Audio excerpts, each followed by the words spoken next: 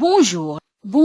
Le gouvernement a débloqué un budget d'urgence de 7,202 milliards de francs CFA pour venir en aide aux populations vulnérables et aux cheptels, et les zones ciblées sont entre autres Goudiri, Salémata, Bombay, Matam, Podor et Ranérou. Justement, nous allons faire plus ample connaissance avec le projet de renforcement de la sécurité alimentaire nutritionnelle post-Covid. Et pour ce faire, nous recevons son coordinateur, Abou Niantiam. Un projet qui est financé dans le cadre du post-Covid, suite au Covid-19, suite aussi vraiment au problème qui a eu lieu avec la guerre en Ukraine et tous les autres conflits, en tout cas de manière générale, voir comment davantage rendre les ménages et les producteurs beaucoup plus résilients face vraiment à tous ces chocs extérieurs. Il s'apporte surtout sur 4 aspects, je peux dire, importants. D'abord, les infrastructures agricoles, renforcer et les rendre résilients face au changement climatique. Les infrastructures d'élevage portent vraiment sur le développement des activités pour les couches vulnérables, surtout pour les femmes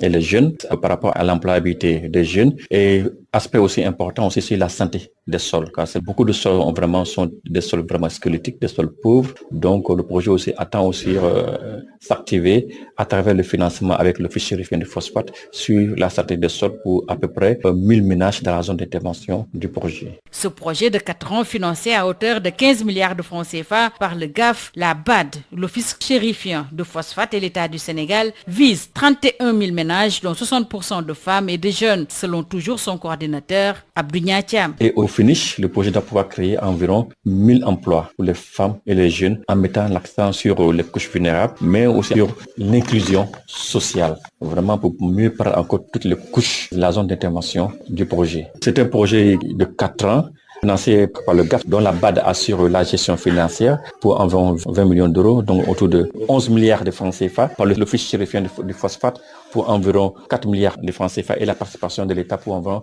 736 millions de francs CFA. Les propos de Abdou Niantiam, le coordonnateur du projet de renforcement de la sécurité alimentaire nutritionnelle post-Covid, ont été recueillis par Denisia Sambou. Le journal de l'économie, c'est fini. Merci de votre fidélité.